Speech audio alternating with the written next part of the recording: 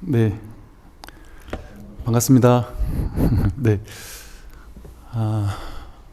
오늘 이제 육주당인경 강의에 앞서서 잠깐 말씀을 좀 드리겠습니다. 오늘 이제 그동안 육주당경을 여기서 강의만 하다가 그걸 녹화해서 편집해서 이렇게 헬로부타 TV에 올리고 있다가 오늘 이제 처음으로 이 대한불교진흥원에서 이렇게 실시간으로 중계를 하고 있는 중입니다. 지금 이렇게 우리 진흥원에서도 실시간 강의를 오늘 이제 또 하게 됐는데, 이 실시간이 문제가 아니라 이 불교진흥원에서 올해부터인가 뭐 모르겠는데 이 헬로부타 TV를 개설하고 나서 온라인 또 이 뉴 미디어 포교랄까요? 이런 곳에 아주 좀 집중적으로 좀 발심을 내셔서 투자도 하시고 좀 이렇게 하시는 것 같습니다. 그런 모습이 너무 보기가 좋고, 우리가 여러분이 아실려나 모르겠는데 이제 진흥원은 어떤 그 종파에도 이제 국한되지 않으면서 이 처음 진흥원이 만들어진 것 자체가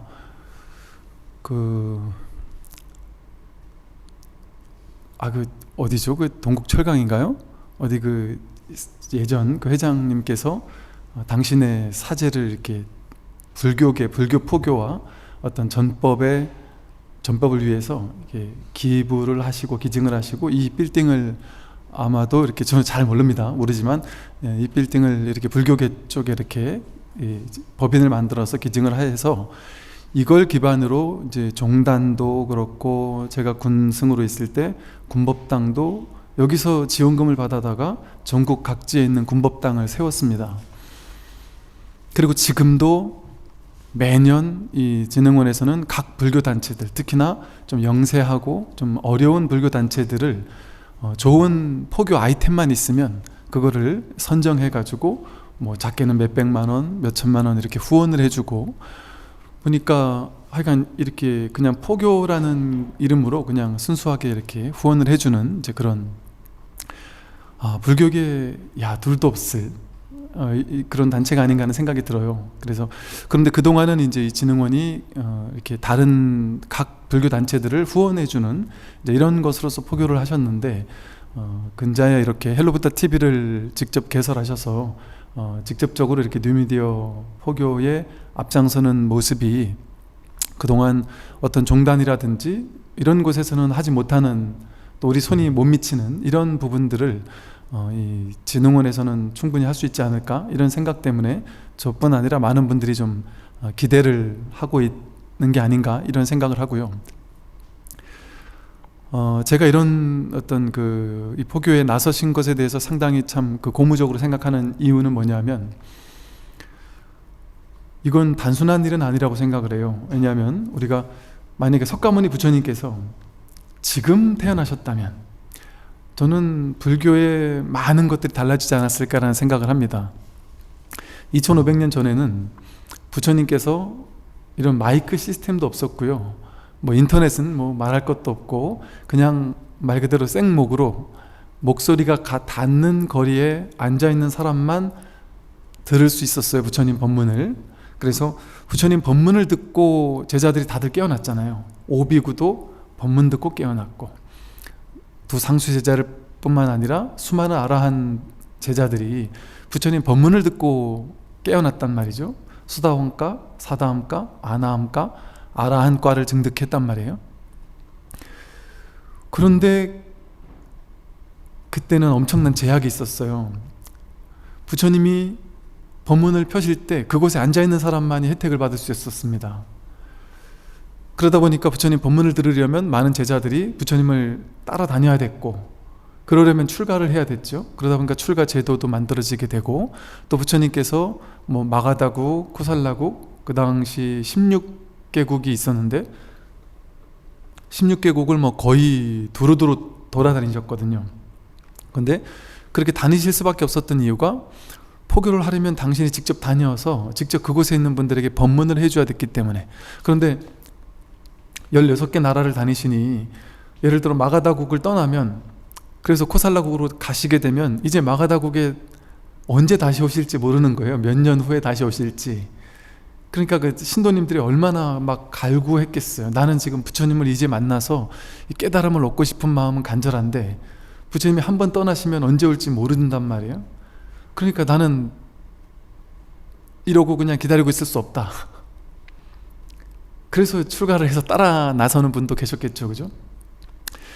그런데 그때 만약에 이렇게 유튜브가 있고 실시간 방송이 있었다면 모르긴 해도 불교의 포교는 완전 달라졌을 것 같아요. 사실 다른 종교들은 보면요,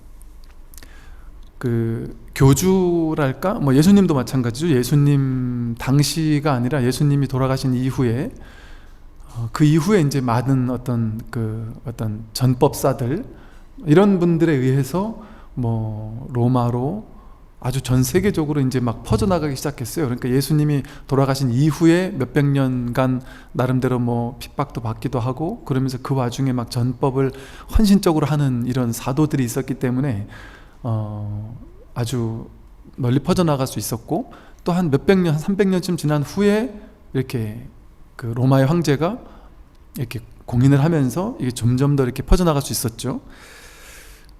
그런데 부처님이 지금 세계적으로 그 역사 학자들이 놀랍게 생각하는 점은 뭐냐면, 종교 교주가 당대에, 당신이 살아계시는 그 당시에, 당대에 이렇게까지 엄청난 조직력을 갖춘 것도 아니고 막 신도회를 만들고 이런 것도 아닌데 자연스럽게 모여진 승가인데도 불구하고 이렇게 자연스럽게 16개국 거의 전역에 불교가 퍼지게 되고 대부분의 왕들이 부처님을 믿게 되고, 그것도 그전에는 완전히 바라문교였는데 이 신흥종교, 불교라는 신흥종교는 너무나도 파격적이어서 사회적으로 보면 되게 좀 위험한 종교였을 수 있거든요.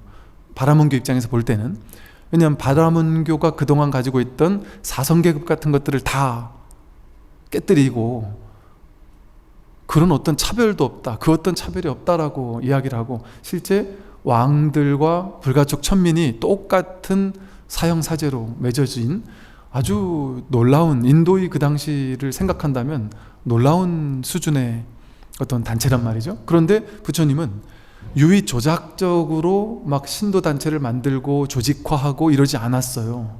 그럼에도 불구하고 당대에 이렇게 엄청난 성공을 거둔 사례가 인류 역사상 없다는 거죠.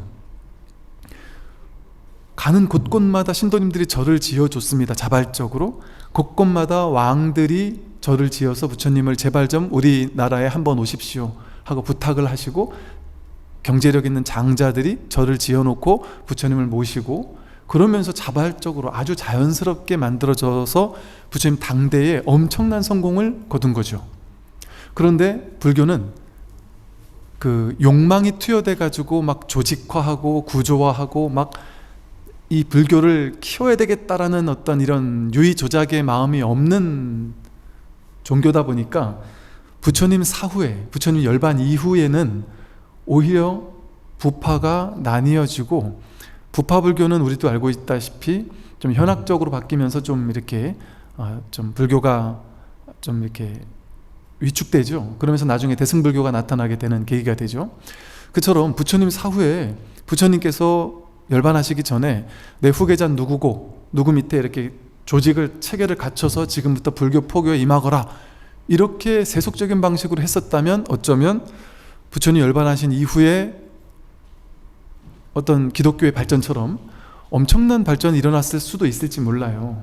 어떤 그 후세의 어떤 그 제자들로부터, 아라한들로부터 엄청난 전법이 또 일어났을 수도 있습니다. 근데 부처님은 그것을 유의조작적인 방식으로 원하지 않으셨어요. 그러다 보니까 부처님이 열반에 드시고 나서 그냥 자연스럽게 이어졌습니다. 막 교단을 키우고 이러려는 욕구가 없었어요. 그러니까 부파들은 전부 다 그냥 자기 부파에서 연구하고 부처님의 말씀을 연구하고 공부하고 갈고 닦고 이런 어떤 부파들을 위주로 이렇게 됐었단 말이죠. 그런데 다행스럽게도 그렇게 유의조작적인 방식으로 종교를 막 발전시키려는 노력을 하지 않았음에도 불구하고 스님들은 그러려는 마음을 갖지 않았죠. 왜? 부처님의 법이 그렇기 때문에. 그런데 부처님 열반 이후에 한 200년쯤 지난 다음에 다행스럽게도 아쇼카 왕이라는 전무후무한, 인도 역사 속에 전무후무한 이 놀라운 인도 전역을 통일하면서도 그냥 통일한 것이 아니라 불교적 정신을 가지고 통일 이후에 불교적인 어떤 정신을 가지고 인도를 완전 평화로운 방식으로 다스렸고, 엄청난 민중을 위한 사회복지, 불교적 자비정신에 입각한 사회복지, 심지어 그 당시 처음 나온 발상이에요. 동물복지, 동물들을 위한 병원도 지었고요, 또 못 사는 사람들을 위한 어떤 휴식처를 만들고, 이런 다양한 어떤 그 복지 정책을 폈습니다. 그러면서 그 당시 인도는 바라문들에 의한 제사가 엄청 중요했거든요. 그리고 그 제사를 지내려면 동물들의 피를 흘려서 동물들을 제단 위에 올려놓고 제사를 지내야 했어요. 그래야만 바라문들의 권위가 올라갔습니다. 그게 인도의 전체적인 분위기였단 말이죠. 그런데 아쇼카 왕이 그것을 완전히 뒤엎어버린 거예요. 바라문들의 제사, 무분별한 제사를 없애버리고, 제사를 동물들의 피를 흘려서 제사를 지내는 것은 석가모니 부처님의 말씀처럼 올바른 제사가 아니다. 그리고 바라문들의 제사를 위해서 저 천민들이나 불가촉 천민들이나 저 밑에 있는 계층 사람들이 힘들고 고통스럽게 제사를 지내는 것은 올바른 제사가 아니다 라고 해서 다 없애고, 그러면서 아쇼카 왕이 전 세계로 불교를 포교를 하기 시작합니다. 스님들을 전 세계 곳곳으로 보내서 경전을 가지고 보내서 경전을 전파시켜요.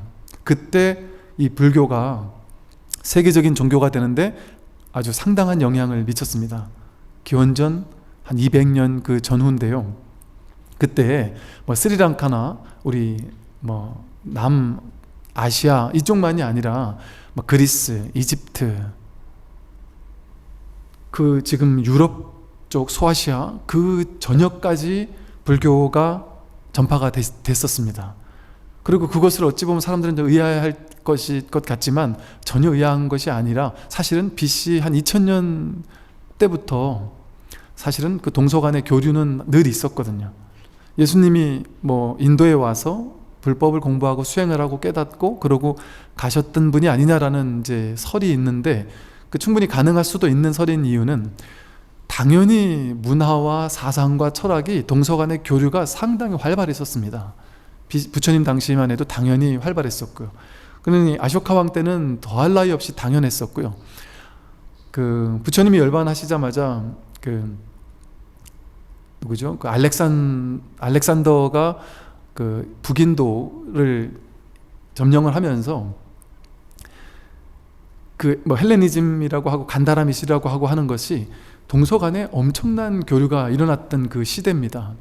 그 이후에 이제 아쇼카 왕이기 때문에 그 덕분에 불교가 엄청난 그 전파가 된 거죠. 그러니까 지금 불교의 이 역사를 보면요, 막 스님들이 나서서 어마어마한 포교를 막 대대적으로 해서 정말 목숨 바쳐 포교하고, 심지어 막 전쟁까지 일으켜서 그 사람들을 포교하고, 이런 일을 불교는 전혀 하지 않은 역사였단 말이죠. 그럼에도 불교가 이렇게 그 세계적인 종교가 된 것은 아마도 아쇼카 왕의 역할이 상당히 크고 신도님들의 또 역할이 상당히 컸었습니다. 그런데 이제 제가 이 말씀을 지금 드린 이유는 뭐냐면, 이렇게 불교는 유의 조작해서 포교를 해가지고 막 억지스러운 방식으로 포교를 하겠다 하는 어떤 그런 마음은 좀 적었거든요. 그러니까 부처님처럼 열정적으로 포교는 하셨지만 세속적인 방식이랄까, 유의 조작적인 방식이랄까, 억지로 그 사람들을 굴복시켜서 포교를 한다든지 막 억지로 조직화해서 만든다든지 그런 방식을 취하지 않으셨단 말이죠. 상당히 비폭력적인 방식이고 평화로운 방식으로 지금까지 역사 속에 포교를 해왔음에도 이렇게 오랜 세월 이런 경우가 많지 않아요. 사실 기독교도 아까 말했던 것처럼 엄청난 그런 포교가 있었고, 이슬람교 같은 경우는 이슬람 제국, 왕국들이 꽤 오랜 세월 동안 이 뭐 지금 중앙아시아라든지 유럽 방향으로 상당히 오랜 세월 이게 아주 국가적으로 했던 뭐 술탄이라든지 이런 제도를 통해서 그런 영향들이 있었기 때문에 그건 당연히 포교가 많이 되는 게 당연해요. 근데 불교는 되게 독특한 것이죠. 아쇼카 왕 같은 그런 어떤 왕들이 있긴 있었지만 하여간 어떤 포교의 방식이 상당히 좀 달랐다는 생각이 들어요. 그런데 제가 이제 지금에 와서 이제 이 말씀을 드리는 것이 뭐냐면, 지금은 이제 불교가, 저는 이제 그런 생각을 해봅니다. 인류 역사 불교사나 세계의 어떤 종교사를 살펴보건대 지금부터 이후에 일어날 일들에 대해서 너무나도 좀 놀라운 일들이 벌어지지 않을까 하는 생각이 듭니다. 왜냐하면 제가 공부를 해보니까, 제가 그랬다 그랬잖아요. 20대 때 불교에서 내가 깨닫지 못하나 싶어서, 그 당시 제가 우매했기 때문에 불교 이외의 다른 다양한 종교, 사상, 철학, 뉴에이지, 영성, 온갖 그 분야들을 탐독하고 찾아다녔었어요. 근데 불교 이외에 엄청 많은 영성 문화가 세상에는 많더라고요. 근데 이 불교를 믿진 않아도 그런 영성을 탐독하는 사람들이 지금 점점 늘어나고 있습니다. 세계적으로 엄청나게 인구가 늘어나고 있습니다. 그런데 제가 그랬던 것처럼 그것도 참 좋은 어떤 영성의 문화고 전통이긴 한데, 이곳에서 공부하다가 뭔가 1% 부족함을 느껴서 이쪽으로 가고, 여기서 또 10년, 20년 매진하다가 이게 뭔가 좀 미흡함을 느껴서 또 다른 곳으로 가고, 이렇게 돌고 도는 분들이 많아요. 저 또한 그렇게 잠깐이지만 그렇게 좀 다녀보다가 결국에는 이 석가모니 부처님의 초기 불교와 또 초기 선불교의, 이거는 정말 너무나도 놀라웠던 거예요. 제가 특히나 이제 종교라든지 사상, 철학 이런 것들에 대한 어떤 역사에 대해서 좀 돌아보다 보니까, 이거는 정말 놀라운 일이구나. 이거 제가 스님이니까 이런 말 하니까 이게 좀 안 받아들이실 수도 있는데, 이 법, 진리라는 것으로 봤을 때 인류 역사 속에 이런 영적인 전통이 쉽지가 않아요. 정말 놀라운 일입니다. 즉, 이 말은 지금은 이제 유튜브나 어떤 언론 매체나 인터넷을 통해서 전 세계 모든 사람들이, 여러분 아프리카나 인도에 가도 유튜브 틀어놓고 들어요. 아프리카 사람들도 스마트폰을 들고 다녀요. 인도나 히말라야에 가서도 스마트폰을 가지고 지도를 찾아보면서 내가 어디쯤 왔구나를 보면서 트래킹을 할 수 있는 시대입니다. 지금은 전 세계 모든 종교 사상, 어떤 곳에 있는 사람이든 막론하고 모든 사람들이 인터넷을 통해서 전 세계의 모든 영성이랄까, 모든 인문학, 모든 어떤 정신 철학을 다 공유할 수 있는 시대입니다. 제가 유튜브를 하면서 놀라웠던 점이, 타종교 신자분들 혹은 종교가 없는 분들, 종교에 전혀 관심조차 없었던 분들, 그런 분들이 상당히 많이 이 불교 공부를 하시고, 심지어 그런 분들이, 혹은 여기저기 영성단체에 몇십 년을 아주 매진하던 분들이 뭔가 모르게 조금씩 부족하다 싶었던 부분들이 있었는데, 이 불교를 만나서 완전히 삶의 문제가 해결이 되고, 이것이구나라는 어떤 깨달음을 나름 얻고, 그래서 여기에 완전히 이제 매진한달까, 공부를 하고, 그러면서 아예 이렇게 자기 나름의 또 법을 펴고 이러는 분들도 많단 말이죠. 그분들이 하는 말이 뭐냐면, 내가 무수히 많은 다양한 사상, 철학, 종교를 다녀봤지만 불교는 불교라고 이름할 수 없다. 불교는 종교라거나 특정한 어떤 것의 종교의 틀에 묶는다든지 이렇게 할 수 없다. 불교는 그냥 그런 종교라는 것의 틀에 전혀 묶일 수 없는, 그냥 사람이라면 누구나 자기의 괴로움을 소멸시키기 위해 누구나 해야 하는, 너무나도 보편타당하고 어떤 종교나 사상, 철학, 영성의 어떤 그룹에 속할 수 없는, 말 그대로 출세간의 깨달음의 종교다. 이건 종교란 틀에 묶을 수 없다. 그러니까 누구나 공부해야 하는 것이다 라는 얘기를 하고 있고요.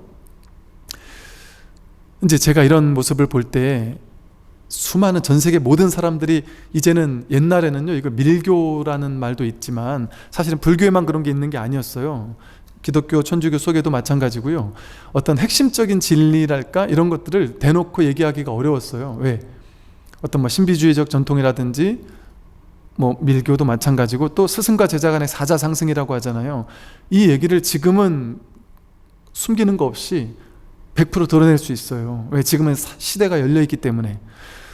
어찌 보면 이제 제가 설법하는 내용들 중에도 많은 사람들, 처음 이런 얘기를 듣는 사람은 쌍스러운 욕을 하는 사람도 있습니다. 미친 거 아니야 저 스님? 말이 안 되는 소리를 하고 있잖아. 상식적으로 용납이 안 된다 이렇게 생각해요. 왜? 내가 나고 늙고 병들고 죽는 게 아니다라고 하니까, 내가 세상에 왔다 가는 게 아니라 세상이 내 마음 가운데 왔다 간다, 뭐 이런 식의 얘기를 하고, 불교의 어떤 얘기 자체가 너무나도 파격이란 말이죠. 마음을 열고 듣지 않으면 이게 도저히 이해가 되지 않아요. 그러니까 옛날에는 사자상승, 스승과 제자 간에, 그것도 제자가 내 밑에서 1년이나 6개월, 1년, 2년, 3년 몇 년 닦으면서 이 제자는 정말 신심이 장해서 이 제자에겐 내가 법을 설해도 되겠구나라는 믿음이 있을 때, 그때 그 제자에게 이 법을 설해줄 수 있었습니다. 왜 그럴까요? 이런 얘기를 함부로 했다가는요, 옛날 시대는 열린 시대가 아니기 때문에 위험하다고 봐서 그 사람을 잡아 죽일 수도 있어요. 깨달은 도인들은 소리 소문 없이 사라지는 수도 있었어요. 뭐 불교만 그런 게 아니에요. 다른 종교에서도 그 역사를 보면 어떤 파격적인 얘기를 주장을 하고 기존의 종교에서 잘못하는 것들을 파격적으로 얘기하잖아요. 그럼 그 반발하는 세력들이 어마어마했었습니다. 그런데 지금은 마침 시대가 열렸고 모든 어떤 사상이 다 공유되는 시대고, 불교에서도 저도 지금 사실 놀라워요. 이런 얘기를 스님들끼리 할 수 있는 이런 얘기를 모두에게 이렇게 대놓고 유튜브에서 할 수 있는 시대라는 것이 너무나도 감사한 일이고 놀라운 일이거든요. 그만큼 신도님들의 어떤 그 의식이랄까 이런 것들도 많이 깨어나는 시대란 말이죠. 그러니까 이제는 어떤 일이 앞으로 벌어질 거냐 하면, 이렇게 실시간 방송 같은 것들 또는 유튜브라든지 방송을 통해서 전 세계 사람들이 다 공유합니다. 이제는 언어의 장벽은 머지않아 금방 다 깨집니다. 그냥 너무나도 쉽게 머지않아서 제가 한글로 말하는 이 법문이 자연스럽게 컴퓨터가 알아서 번역을 해서 자막을 달아주거나 자연스럽게 모든 나라에 전해지는 건 금방일 것 같아요. 그런데 그렇게 되었을 때 전 세계 모든 사람들이 이제는, 옛날 같으면 내 종교밖에 몰랐어요. 그것만이 전부라고 생각했어요. 근데 이제는 열린 사회가 열리잖아요. 하나만 파는 시대가 아니라 뭐 통섭이니 융합 뭐 이런 얘기가 뭐냐면 이것저것을 같이 본단 말이에요. 지금은 사람들의 의식 자체가 툭 튀어 있기 때문에. 그래서 한 영성만 보지 않아요. 전체를 같이 봅니다. 불교라고 해서 불교만 보지 않아요. 저도 목사님, 신부님들 말씀 들으니까요, 다 이렇게 열려서 듣게 되거든요. 그러니까 이제 앞으로의 시대는 모든 영성의 정통, 모든 종교 전통의 모든 이 비밀스러웠던 가르침들이 완전히 오픈되는 시대입니다. 그러고 나면 이제 모두에게 공개되는 거예요. 진짜 진리가 무엇인지에 대해서 이제 누구나 볼 수 있는, 누구나 마음만 내면 다 볼 수 있는 시대가 된단 말이죠. 이게 좋은 점은 뭐냐 하면, 모든 종교 안에는 진리성이 깃들어 있는데 그 진리성이 오랜 문화, 전통, 어떤 그 기존의 어떤 뭐랄까 그 문화와 전통을 기득권 세력들이 이렇게 닫아놨던 것들이 이제는 닫을 수 없는 시대로 바뀝니다. 그래서 기득권을 가지고 있던 사람들이 옛날에는 이걸 닫고 닫았다면 새롭게 열고 있는 사람들이 생기다 보니까 자연스럽게 이 기존 기득권 종교에서도 이걸 열지 않을 수가 없어요. 지금 이제 그런 현상이 일어나고 있고, 그래서 이제는 옛날 같으면 하나의 어떤 기득권이 그걸 깬다는 건 쉽지 않은 일이었거든요. 근데 이제는 자연스럽게 스스로가 살아남기 위해서는 스스로가 이제 열리지 않으면 안 되는 시대가 돼버린 것이죠. 그게 바로 지금의 어떤 이 정보화 시대, 또는 뭐 인터넷, 유튜브 이런 것들을 통해서 새롭게 우리가 마주하게 될 새로운 미래입니다. 이 새로운 미래는 그냥 스마트폰 다 가지고 있으니까 이런 정도의 시대가 아니란 말이죠. 정신적으로 완전히 깨어나는 시대로의 어떤 대전환? 제가 느끼기에는 이 인터넷과 정보화가 전 세계로 이렇게 확 터져 있는 이런 시대의 가장 큰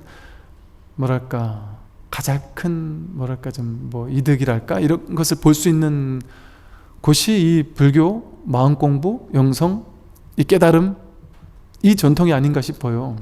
왜냐하면 아까 말한 것처럼 불교는 막 억지스럽게 막 저 시내 나가가지고 막 관심 없는 사람들 막 붙잡아서 이렇게 포교하고 막 아파트 돌아다니면서 누르면서 포교하고 이러지 않는 종교잖아요. 오는 사람은 막지 않지만 가는 사람 잡지도 않아요. 그냥 오고 싶으면 오고 말고 싶으면 마세요. 그러니까 소극적인, 어찌 보면 좀 소극적인 포교거든요. 그런데 그게 이제 어찌 보면 유의 조작하지 않는 거예요. 시절 인연이 되지 않았으면 굳이 아무리 좋은 거라도 굳이 고집하고 집착하지 않겠다라는 어떤 진리성과 맞닿아 있는 방식이거든요. 그런데 이 시대에는 이런 어떤 불교의 이 가르침들이 폭발적으로 증가하기가 어려운 어떤 어려움에도 불구하고 이 인터넷이라든지 이런 것의 발전은 그것들을 가히 상상할 수 없을 정도로 폭발적으로 전파될 수 있도록 해줄 수 있는 이제 그런 계기를 마련해 주는 게 아닌가 싶어요. 그래서 제가 우리 이제 헬로부다 TV에서도 어떻게 우리가 뉴미디어 포교를 해야 할 것인가에 대한 이사장님하고 이렇게 많은 분들이 모여서 이렇게 토의를 하고 하셨었던 적이 있었는데, 그때도 우리 이렇게 그 헬로부다 TV 같은 이런 곳에서 좀 재정력도 있고 이런 곳에서 나서서 우리 동양의 또는 이 불교의 놀라운 이 가르침들을 외국 사람들까지 언어의 장벽 없이 이 언어를 지금으로서는 언어를 번역해서 막 채널을 만들고 한다는 게 쉽지 않은 일이잖아요. 우리 같은 그냥 영세한 단체 사찰에서는. 그런데 이런 곳에서 전 세계 사람들이 누구나 이 한국에 우리 요즘 K-팝 이런 게 유행하지만 우리 한국의 어떤 이 불교를 전 세계에 이 깨달음의 전통을 전 세계에 널리 알릴 수 있는 놀라운 시대인 거죠. 이제는 그렇게 막 외국을 옛날 같으면 전쟁을 해서 그 나라를 장악하고 나서 그 사람들을 전부 다 우리 종교로 바꿔라 하고 강제로 이렇게 하기 쉬웠단 말이죠. 근데 이제는 그럴 필요가 없단 말이에요. 그리고 누구에게나 열려있기 때문에 이제는 어찌 보면 좀 그냥 뻔히 비교가 된단 말이에요. 지금 과학의 발전, 양자 물리학이니 이런 것들이 발전하면 할수록 점점 더 불교라든지 이 깨달음의 어떤 과학은 아주 엘리트 계층에서 더욱더 받아들이지 않을 수 없는 이런 가르침이거든요. 그래서 이 놀라운 어떤 이 종교의 이 자원을 가지고 있는 불교가 어찌 보면 시대에 가장 좀 뒤떨어져 있는 어떤 모습을 또 띌 수도 있어요. 그러다 보니까 이 우리가 해야 될 이 일을 그것도 나쁜 일은 아니지만 오히려 다른 사람들이 오히려 나서서 해주는 게 너무 좋은 일이지만 그렇게 되는데 불교가 이게 그냥 그렇게 지지부진하게만 있을 수는 없는 시대가 되지 않았나 하는 생각이 들어요. 이제 그런 면에서 이렇게 우리 대한불교진흥원처럼 이렇게 한국을 대표하는 이런 또 종파를 초월하고 이런 단체에서 이렇게 딱 나서서 뉴미디어 포교에 본격적으로 뛰어들어 주시는 것은 상당히 기대가 되고 또 우리 불교를 전 세계에 알릴 수 있는 그런 첫발을 내딛는 것이 아닌가 하는 생각이 사실은 저는 들어요. 그래서 아주 기대가 되고 또 그런 것들을 꼭 여기서 이렇게 해주셨으면 하는 그런 마음들을 좀 담아서 제가 이런 서두에 이런 말씀을 좀 드립니다. 오늘 이렇게 실시간 중계를 통해서 간단하게 이렇게 이런 의미에 대해서 이렇게 특강을 좀 해달라고 부탁을 하셔서 이렇게 간단히 먼저 말씀을 드렸습니다. 이제 지난 시간에 어떤 내용이었냐면요, 우리는 정토가 서방 연불 수행을 열심히 하면 서방 정토 극락세계에 왕생하겠지 하는 마음으로 연불 수행을 열심히 한단 말이죠. 그런데 육조 스님께서는 연불이라는 수행을 통해서 서방 정토 극락세계에 가는 것이 아니라 지금 여기가 정토다. 지금 내 마음을 깨달으면 그 자리가 바로 정토고 그 자리가 바로 극락세계 아미타 부처님의 마음이다. 따로 다른 곳에 있는 것이 아니다. 동방서방이 따로 나뉘어 있는 것이 아니다. 이런 이제 말씀을 했단 말이죠. 그래서 다만 마음이 청정하기만 하면 그 즉시 자성의 서방 극락이다. 이렇게 말씀을 하셨어요. 이제 그러면서 이렇게 정토에 대한 바른 길을 이렇게 안목을 열어주셨더니 사군이 이제 물었습니다. 육조 스님에게 제가 불자들은 스님 말씀대로 제가 선 공부를 하고 싶습니다. 그런데 제가 불자들은 출가한 스님들이 아니라 제가 신도님들은 직장 생활도 해야 되고 부모님도 공경해야 되고 주변 사람들과 윗사람 아랫사람들과 인간관계도 맺어야 되고 생활 속에서 해야 될 일이 많아서 깨달음을 얻을 수 있겠습니까? 우리도 공부하고 싶긴 하지만 제가자들이 어떻게 생활 속에서 어떻게 해야만 깨달을 수 있을까요? 하고 질문을 했습니다. 그랬더니 해능 스님께서 무상송을 설해 드릴 테니 이 개송대로 공부를 하십시오 하고 말하고 있어요. 그러면서 이제 오늘부터 무상송, 그러니까 제가 불자들이 생활 속에서 어떻게 마음 공부를 할 수 있는지에 대해서 오늘 나오고 있습니다.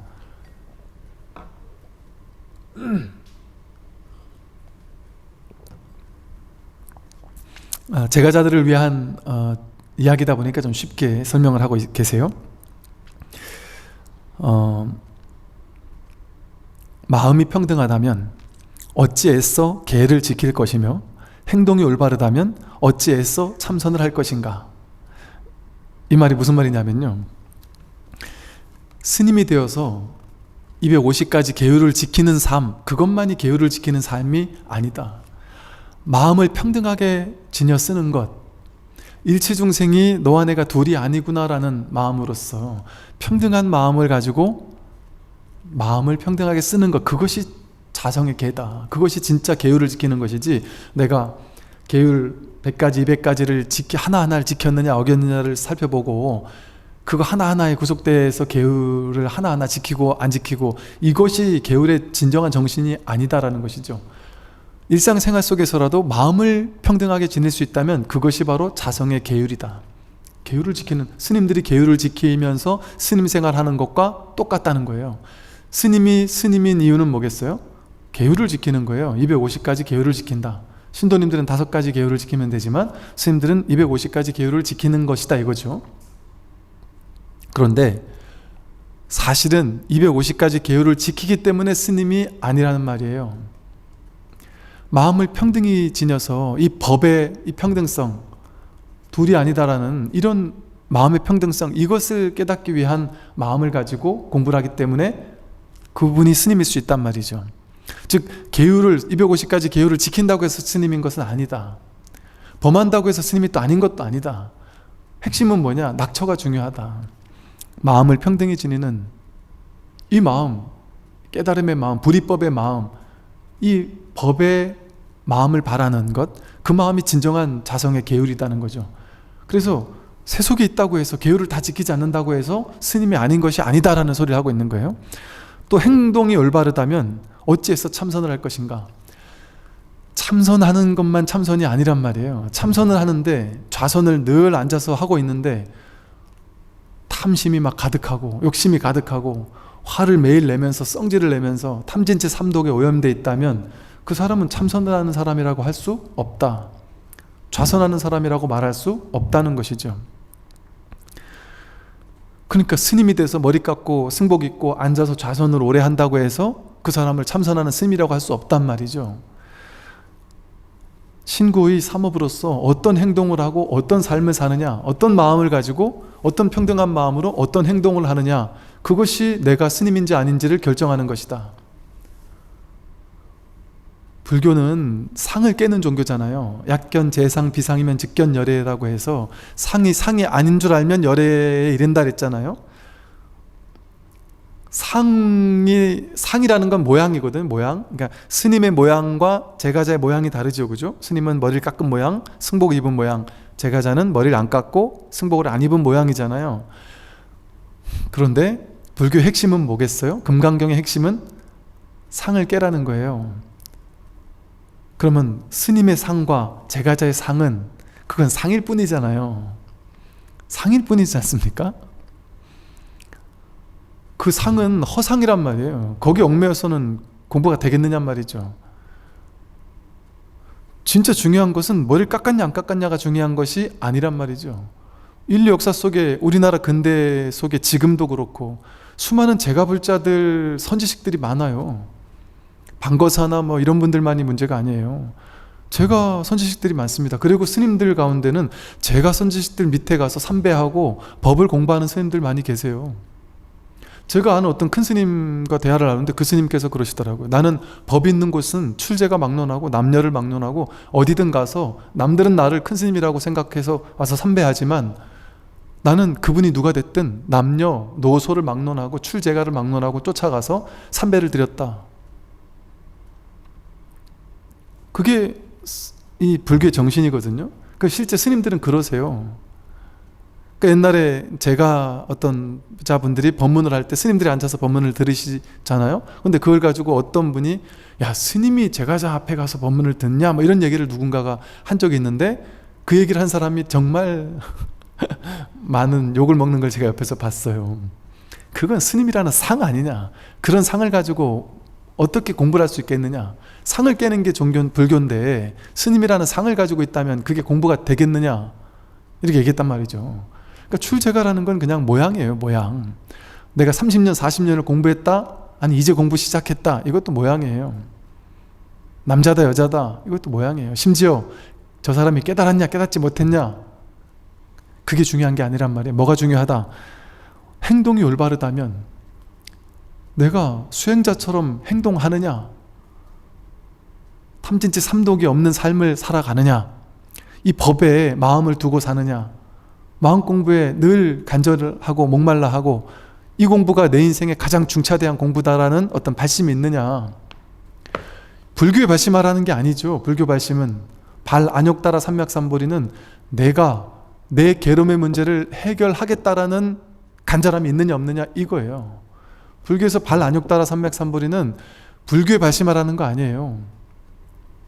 내가 내 괴로움의 문제를 진짜 해결하고 살 것이냐 아니면 그냥 돈, 명예, 권력, 지위 살아있으면서 잠깐 누릴 수 있는 달콤한 임시적인 달콤한 거에 빠져가지고 내가 죽음 이후를 전혀 생각하지 않으면서 지금 달콤하면 됐다라고 단시간적인 시안으로 안목으로 지금 그냥 행복하면 됐지 하고 돈, 명예, 권력만 추구하며 살 것이냐 아니면 돈, 명예, 권력을 아무리 추구해도 누구나 병들고 늙고 죽을 것인데 그때 가서 내가 괴로워하면 되겠느냐.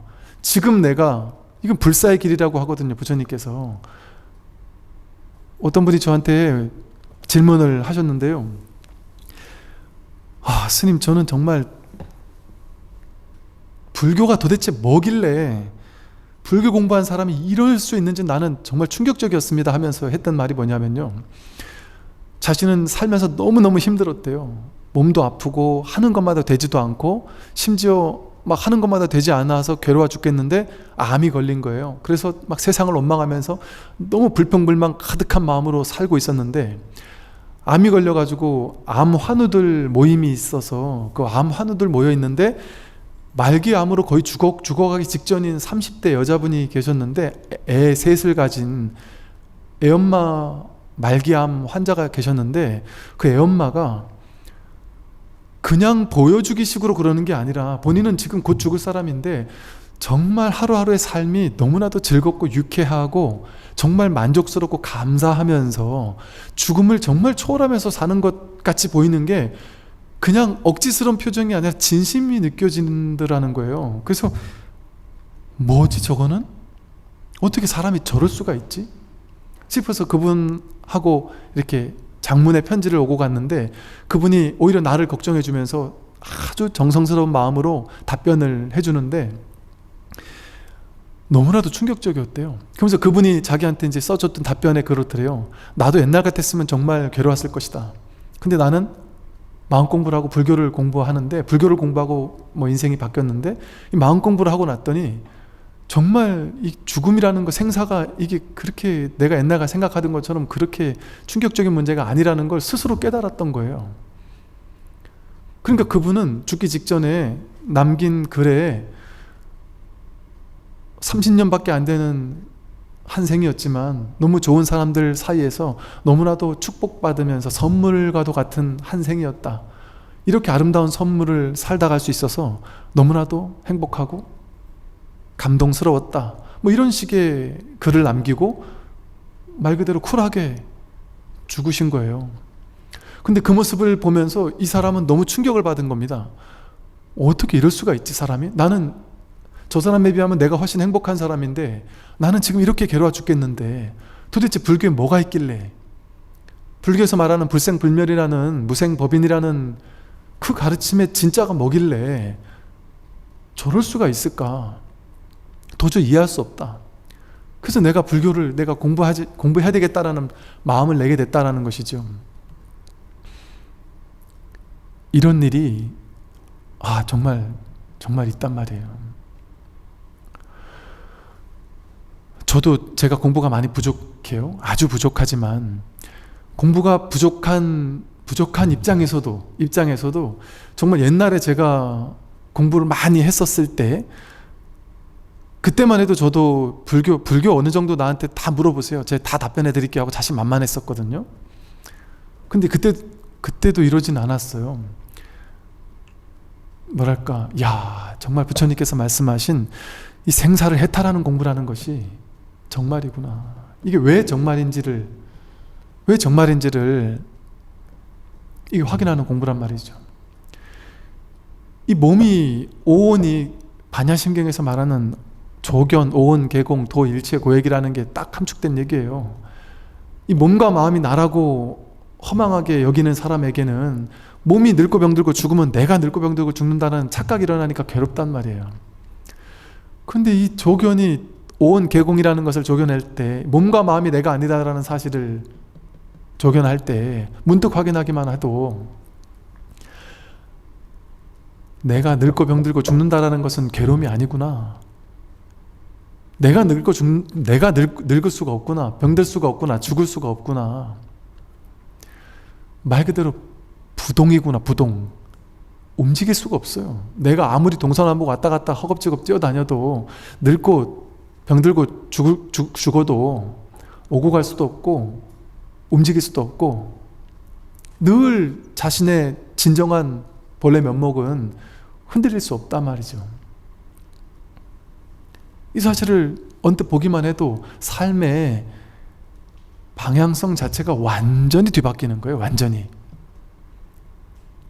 물론 그런다고 해서 겉모습까지 막 다 바뀔 수는 없어요. 업습이라는 게 있어서 오랜 세월이 걸려요. 이제 그래서 도노 이후에도 오랜 세월이 걸린다라고 얘기를 하고, 도노는 깨달음 아니다 이렇게 얘기한단 말이에요. 성철 스님도 도노 돈수 이렇게 얘기를 하신 게, 도노 돈수에 집착해서 그렇게 얘기하셨겠어요? 그 어른께서.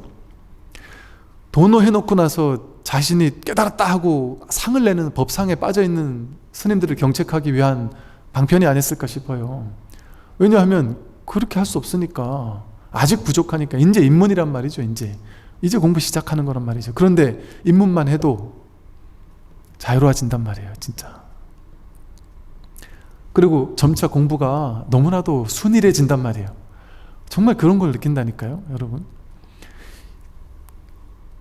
깨닫기 전에 내가 누군지에 대한 감을 확인하기 전에 20년, 30년 공부한 것과, 아무리 죽도록 공부를 했어도 30년 공부한 것과 문득 내가 누군지를 확인하고 나서 한 달, 두 달 공부한 게 훨씬 더 진도가 빠르단 말이죠. 쉽게 말 방편으로 얘기를 해본다면. 수행도 마찬가지예요. 그냥 어거지로 유의 조작하는 마음으로 막 그냥 억지로 내가 깨달으려고 수행하는, 자기가 누군지를 문득 확인하지도 못하고 수행해봐야 30년, 40년 수행해도 진도가 안 나간다니까요.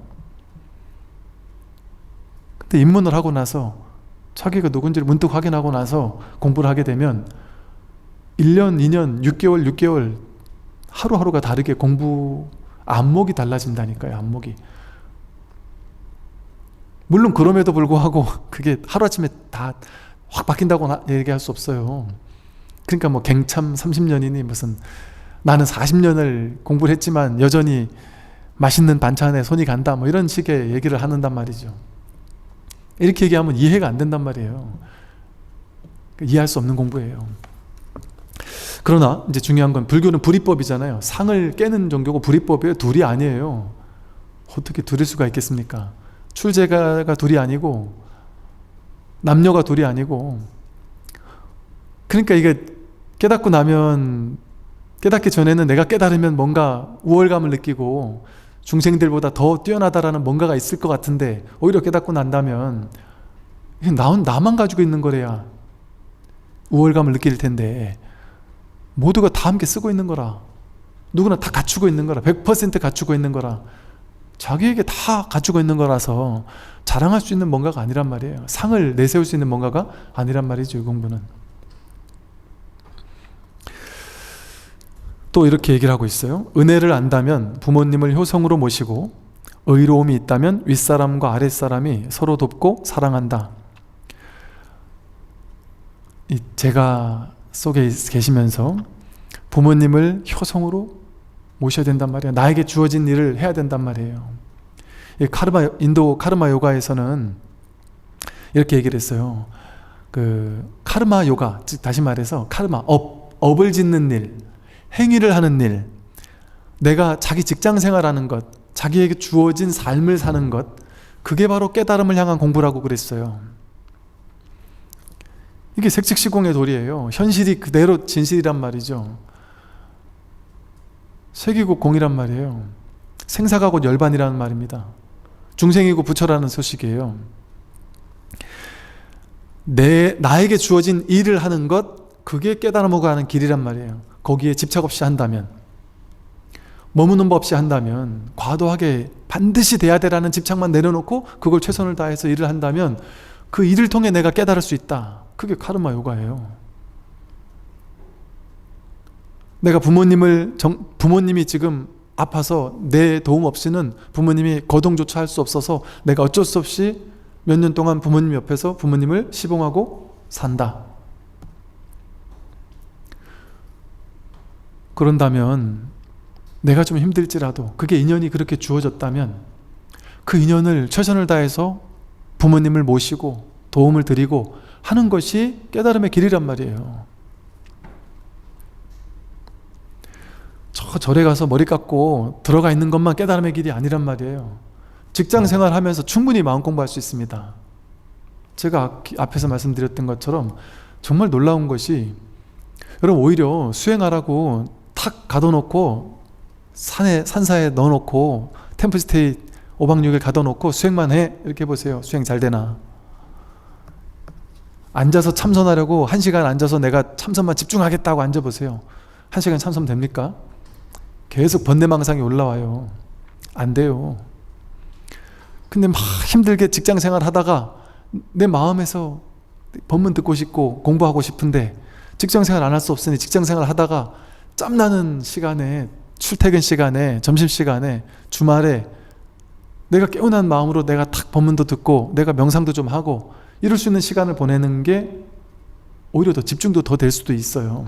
그리고 지금은 충분히 그럴 수 있는 시대란 말이에요. 언제든 TV를 틀면, 유튜브를 틀면 언제든 내가 법문을 가까이 할 수 있으니까, 부처님 가르침을 언제나 내가 여기서 부처님이 직접 나에게 해준다라는 마음으로 여기서 눈앞에서 들을 수 있으니까. 그래서 부모님을 효성으로 모시는 것, 그게 제가에게는 공부하는 길이다. 의로움이 있다면 윗사람과 아랫사람이 서로 돕고 사랑한다. 의로움을 가지고서 윗사람에게는 윗사람답게 잘 모시고, 또 아랫사람은 아랫사람에게 사랑을 베풀고, 그러면서 윗사람과 아랫사람이 서로 돕고 사랑하는 그런 직장생활, 그것이 그대로 공부의 길이란 말이에요. 그대로 마음 공부하는 길입니다. 그런 차별심이 없으면, 분별심이 없으면, 그런 상에 빠져있지 않는다면, 나는 빨리 공부해야 되는데, 수행해야 되는데, 마음 공부해야 되는데 나는 제가 잘해서 할 수가 없어, 직장 때문에 할 수가 없어, 부모님 때문에 내가 할 수가 없어. 그건 자기 생각이에요. 여러분, 상을 빼면요, 범소유산 계시여망 약견 재상 비상 직견열애라는 사실을 직관한다면 절과 직장이 정말 다르겠습니까? 다를까요? 다를까요? 어떻게 다를 수가 있겠습니까? 똑같단 말이에요. 똑같아요. 왜냐하면요, 절에 가면 맨날 수행만 할까요, 스님들이? 큰 절에서, 본사나 이런 큰 절에 가면 스님들이 하루 종일 수행만 할까요? 물론 수행도 하지만 일한단 말이에요. 매일 하루 종일 대중이 모여가지고 음식도 하고 같이 김장도 하고 밭도 갈고 그 큰 도량을 가꿔야 되기 때문에 모두가 울력을 한단 말이에요. 대중 울력을 한단 말이에요. 그 틈틈이 공부한단 말이에요. 그리고 법회도 하고 법회 준비도 하고, 큰 절이 그냥 쉽게 돌아간 것 같지만 그 많은 스님들이 해야 할 일들이 너무 많으십니다. 그러니까 어찌 보면 직장생활과 다를 바가 없어요. 그렇게 바쁜 것은. 그리고 또 절 생활을 하더라도 바른 안목을 갖춘 스승이 그 절에 없다면, 옛날에 이제 제가 아는 스님들이 그런 얘기를 한 적이 있어요. 나는 처음에 출가할 때만 해도 정말 내가 깨달아서 대도인이 되어서 삼세를 구제하겠다 이런 마음으로 출가를 했는데, 출가한 지 20년이 지난 스님인데, 지난 20년을 되돌아보건대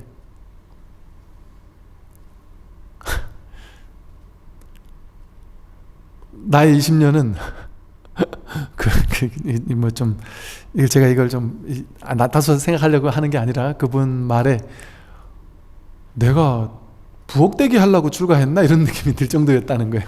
왜냐하면 이제 젊은 스님들은 그 부엌 가가지고 운력하는 거 거의 그거를 한동안 해야 돼요. 특히나 이 효상자들은 은사스님 모시느라고 은사스님 밑에서 거의 진짜 계속 부엌 운력을 하고 사는 거예요. 한 10년 20년을. 그럴 수도 있단 말이죠.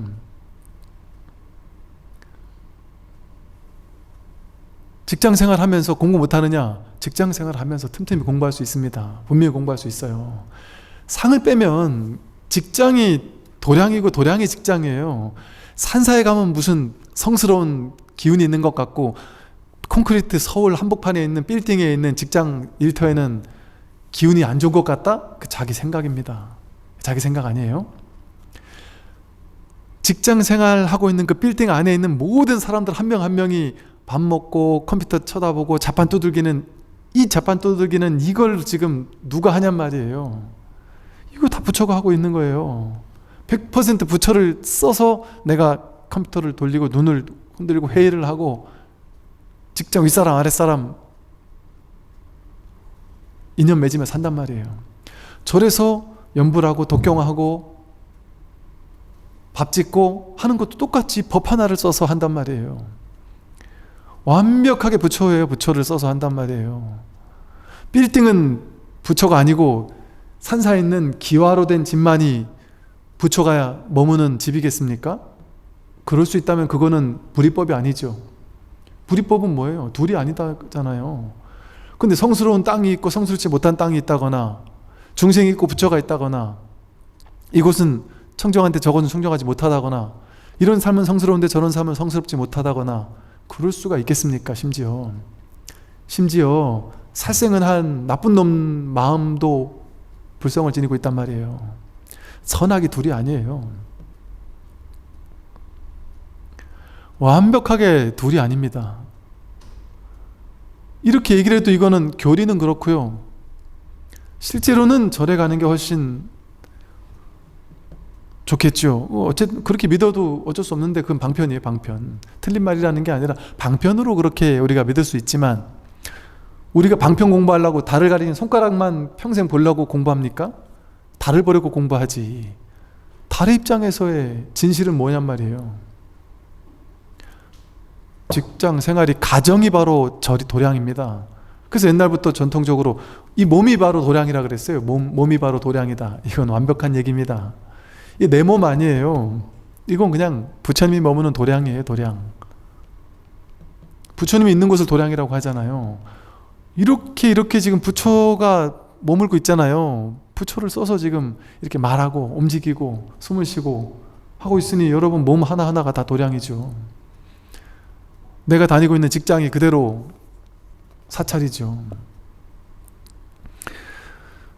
겸양하면 윗사람과 아랫사람이 서로 화목하고 참을 줄 알면 그 어떤 나쁜 일도 들춰내지 않는다. 겸양한 마음으로 윗사람과 아랫사람이 서로 화목하게, 서로 겸손하게, 서로 사양하는 미덕을 가지고 윗사람과 아랫사람이 서로 화목하게 다투지 않고 사는 것, 그게 다툼 없는 무쟁삼매로서 사는 거, 공부 아니겠어요? 참을 줄 안다면 그 어떤 나쁜 일도 들춰내지 않는다. 뭔가 힘든 일이 생길 때 항상 남 탓하고 바깥을 향해서 욕하고 핑계대고, 이게 이제 공부인들이 첫 번째 달라지는 점이 이 점이에요. 늘 바깥을 향해서 마음을 쓰거든요. 내가 잘못한 게 있어도 항상 남 탓하고 저 사람 탓하고 부모님 탓하고 돈 없는 탓하고 남편 탓하고 아내 탓하고 심지어 자식 탓하고 정치 탓하고 모든 바깥으로 탓을 돌리는 것, 이게 이제 중생의 특징입니다. 둘로 나누니까, 바깥이 따로 있다고 여기니까. 불교 공부를 하다 보면 이제 내외 명철이라는 말이 많이 나와요. 육주단경에도 많이 나오고요. 내외 명철이라는 말은 뭐냐면 안팎이 둘이 아니라는 소리예요. 둘이 아니라서 내외가 명확하게 명쾌하게 환하게 뚫려서 하나, 불이법이라는 소리예요. 나와 남이 둘인 줄 알았는데 남이 바로 나고 내 바깥이 따로 없더라는 거예요. 그럼 남 탓할 게 뭐가 있어요? 전부 다 나의 일인데. 이 세상이, 여러분 부처님 손바닥이라는 얘기 들어보셨죠? 손오공이 천리를 도망가서 인젠 피했겠지 하고 보면 부처님 손바닥이란 말이에요. 이게 무슨 말인지 아세요? 온 우주 삼라만상 지구 수없이 많은 나라가 있고 사람들이 있잖아요. 이게 전부 다 여러분 손바닥이라니까요. 여러분은 내가 저 경기도 외곽에 사는데 서울 중심부 들어가 살고 싶다, 더 비싼 아파트 들어가 살고 싶다, 더 훌륭한 회사 가서 더 높은 자리에 올라가고 싶다, 최고 높은 자리에 올라가서 나중에 급기야는 정치도 하고 해서 대통령이 되고 싶다, 세계에서 가장 위대한 부자가 되고 싶다, 우리 회사를 최고 가는 회사로 만들고 싶다, 이런 마음 있잖아요. 그런데 그 최고 가는 회사, 서울 강남의 제일 비싼 아파트, 그게 다 내 손바닥 안에 있다니까요. 여러분 마음 안에 있다니까요. 내가 그걸 가져야 되는 게 아니고 그게 다 내 마음 안에 있다니까요. 내가 뭐하러 그걸 가지려고 애를 써요.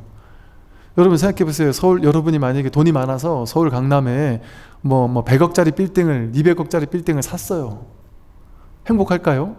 그 200억짜리 빌딩을 관리하기 위해서 사람이 수십 명 월급을 줘야 되고, 거기 뭐 하자 생기면 또 고쳐야 되고, 오래되면 또 그것도 돈은 돈대로 들어가고, 막 신경 쓸 일이 얼마나 많겠어요. 하다못해 저 식당 주인도 그 식당 알바하는 분들 관리하는 게 그렇게 스트레스를 받는다고 하더라고요. 스님들도 절에서 저보고 어떤 어른 스님이 그러시더라고요. 보상 스님은 나중에 절하면 공양주 절에 두지 말고 혼자 밥해 먹으라고. 그래서 왜요? 그랬더니 아이고, 절에 공양주 한 명이 지옥 한 명이고, 또 이게 공양주를 욕하는 소리가 아니고 이제 사람과의 어떤 관계라는 것이 그렇게 힘든 일이다. 그러니 200억짜리 빌딩을 가진들 그만큼 스트레스 받지 않겠어요? 그 스트레스 때문에 죽어가는 사람도 있지 않겠습니까? 그런데 왜 그 빌딩을 샀느냐? 그 빌딩 가면 전망이 좋다, 서울 시내를 내려다볼 수 있다, 전망이 좋아서 샀다. 예를 들어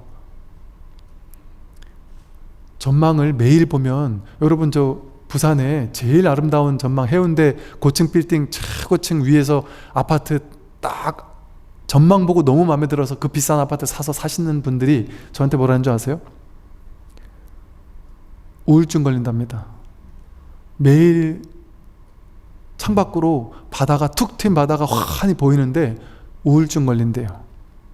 높은 층일수록 더 전망이 좋다고 해서 높은 층을 샀는데 차라리 적당히 높은 데라서 바다 슬쩍 보이고 밑에 사람 사는 게 보이는 게 훨 낫더라 이런 얘기도 하고,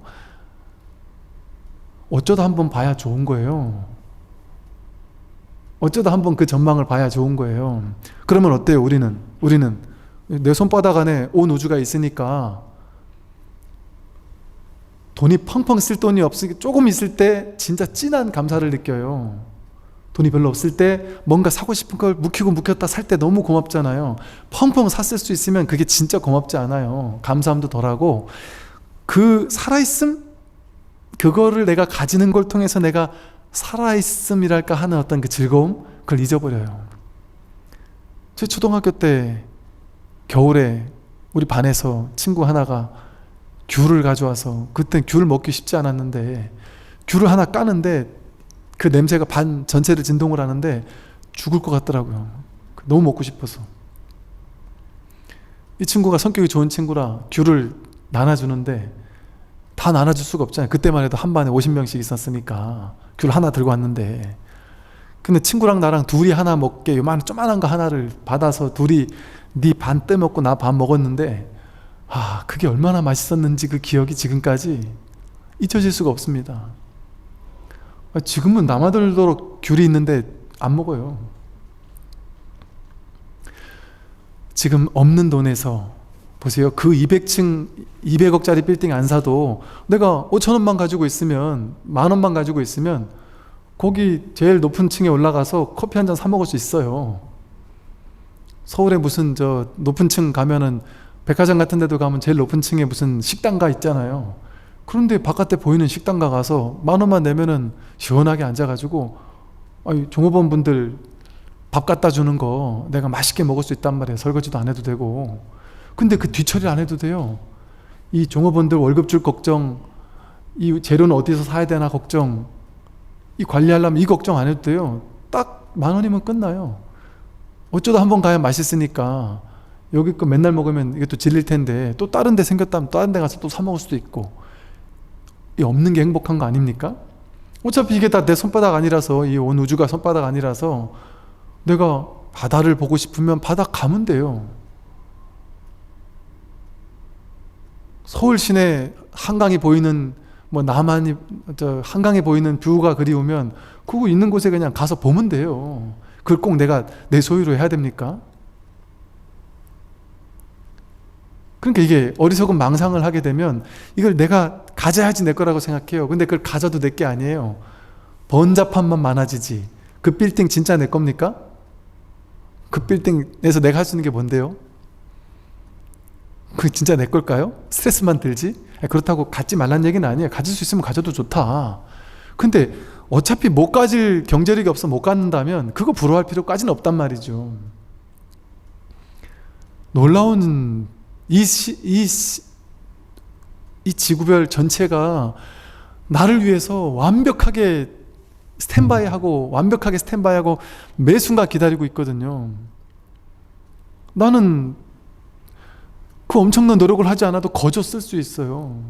제가 인도를 가니까 또 미국을 가니까 누가 했는지 비행기까지 만들어 가지고 나를 뉴욕으로 탁 데려다 주고, 뉴욕에서 좀만 걷다가 못 걷겠으면 지하철이 데려다 주고, 배고프면 어디든 식당이 데려다 주고, 나는 그냥 1달러 2달러만 내면 마음껏 먹을 수 있단 말이죠. 인도를 갔더니 히말라야까지도 내가 돈만 내면 거기서 무엇이든 먹으면서 마음껏 즐길 수 있다란 말이죠.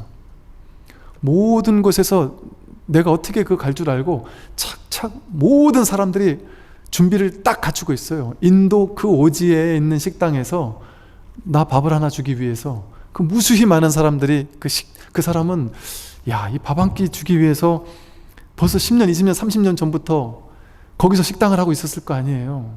그 신선한 재료들을 매일같이 공수해 가면서 그 모든 재료들을 막 만들어 가면서 그 재료를 만든 다국적 기업들이 전 세계 곳곳에 있는 기업들에서 그 무슨 재료를 만들고 조미료를 만들고 하면서 그걸 다 만들어 준 거 아니에요. 이 온 우주 전체가 완벽하게 이 인과 연기적으로 연결되어 있으면서 나를 돕기 위한 100%의 준비를 완벽하게 갖추고 있어요. 이 세상 전체가. 근데 내가 그걸 직접 가져야 돼요? 내가 직접 그걸 가져가지고 그 회사를 운영해가지고 그 회사에서 조미료를 내가 직접 연구 개발해서 만들어야 되냔 말이에요. 그 비싼 연구원들을 월급 줘가면서 그 지하철을 만들기 위해 노력해야 되냔 말이에요. 비행기 회사를 차려가지고 비행기를 만들려고 갖은 노력을 해야 됩니까? 그냥 제가 제주도 갔었을 때는요, 5,000원짜리 비행기 표로 갔다 온 적이 있어요. 5,000원짜리 비행기 타고 그냥 갔다 오면 되는데 뭐하러 그걸 내가 소유해야 돼요? 안 그렇습니까? 놀랍지 않습니까?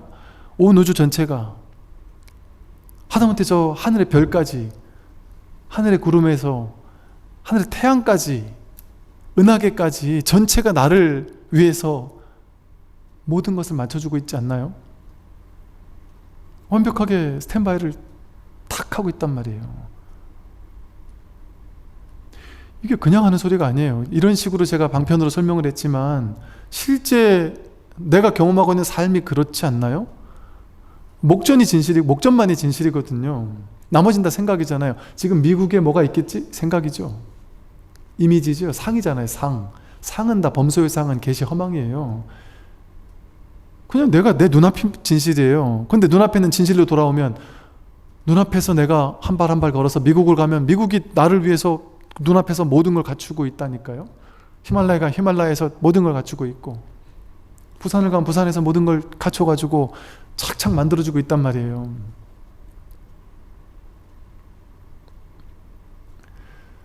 제가 부산에 이제 절을 하나 작게 이렇게 포교당을 하나 내놨는데, 어떻게 이거 포교당을 할 줄 알고 그 건물을 거기다가 이렇게 탁 만들어 줬는지, 또 어떻게 희한하게 신기하게도, 정말 이거는 그냥 말로 도저히 상상이 안 가요. 저 이제 또 봉사자분들이 몇 분 계시는데 그 봉사자분들 한 분 한 분이 어떻게 그렇게 완벽하게 놀랍게 시절 인연에 맞게 그 훌륭하신 분들이 이렇게 탁 짜여져서 이 도량에 와서 뭐 그냥 톱니바퀴 착착착 돌아가듯이 이렇게 감사하게 이것을 이렇게 감당해 주실 수가 있을까? 너무 놀라운 일이에요. 하나하나가.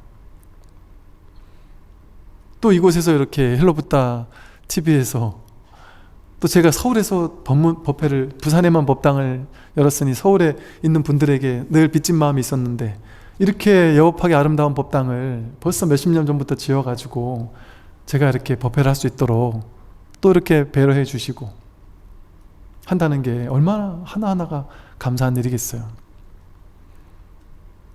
또 우리 저 법우님이 20년 전부터 불교를 공부해서 그림 그리는 건 공부해가지고 이렇게 편집도 해주시고, 또 우리 저 PD님이 이런 장비나 이런 것들을 다 세팅해가지고 만들어주시고, 이 모든 하나하나가, 또 우리 또 제 군승 선배님이신 저 또 법사 스님께서, 여기 계시는 법사님께서 또 도움을 주시고, 하나하나가 전부 다가 뭐겠어요? 당신이라는 존재는 전부 다 또 다른 나예요. 나 자신이에요. 이 세상이 그대로 나와 다르지 않아요. 이 몸이 내가 아니라 이 편만한 법신의 허공이 그대로 나거든요. 그럼 이 허공성, 허공 전체에 어디 이게 뭐 위치가 있습니까? 크기가 있습니까? 모양이 있습니까?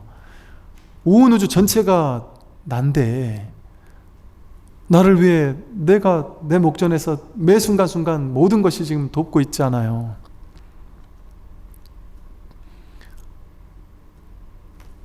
이러면 되지 않았나요? 꼭 그걸 내가 가져야 됩니까? 그 가진 게 실제 가진 건가요? 가졌다는 생각이죠. 땅에다 그물 긋고 이거 내 땅, 돈 지불하고 내 땅 이러면 그 진짜 내 땅입니까?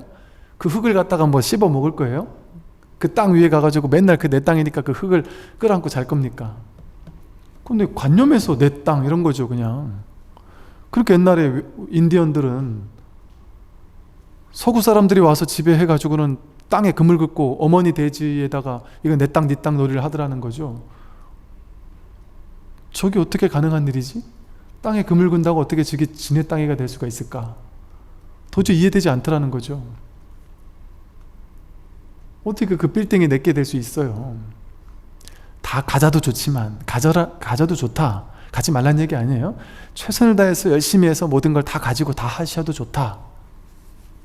그런데 거기 집착은 할 필요 없죠. 그게 내게 아니라 어머니 대지의 것이고 법신 부처님의 것이고, 그게 법신 부처님이 나니까 그게 모두가 나의 것인데 특정한 것만 내 걸로 만들 필요가 있냔 말이에요. 전부 내 건데, 아니 전부가 내 거인데 요만큼만 내 거라고 그 놀이에 빠져가지고 집착하면서 괴로워할 필요가 있습니까? 가지면 가지는 대로 좋고 못 가지면 못 가는 대로 좋고, 못 가지면 스트레스 안 받으니까 좋은 거예요. 가지면 가지는 만큼 스트레스 받아요. 아니 제가 아는 분들은 식당을 차렸더니 이게 만만치 않은 스트레스래요. 야, 차라리 내가 돈을 좀 적게 벌어도 엄청 많이 벌거든요, 돈을. 그런데도 이 식당 못하겠다, 딴 사람한테 넘기고 싶다 그래요.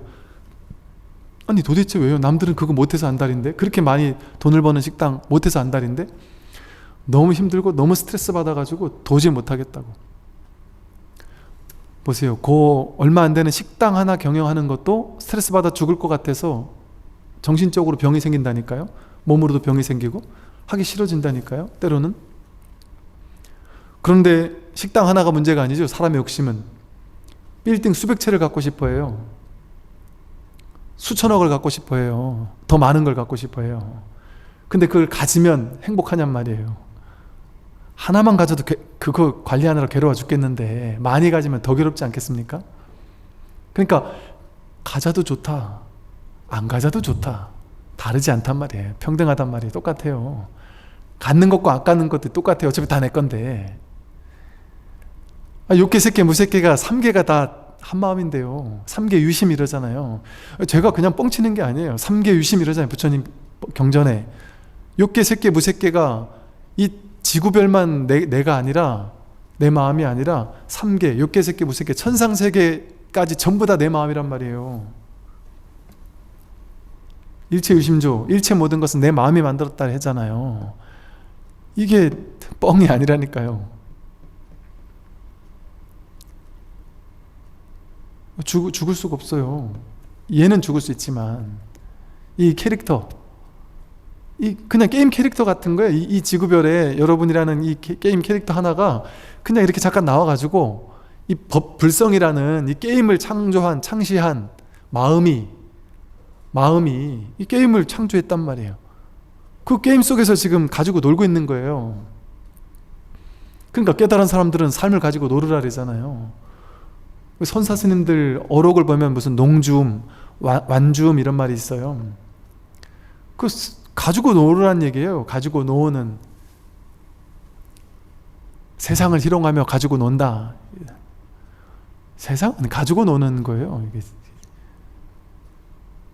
장자 같은 사람도 아내가 죽었는데 표주박을 두들기면서 춤을 추면서 노래를 부른단 말이에요.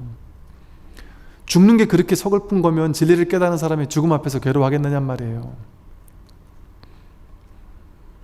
진실을 깨달으면 그럴 수가 없다.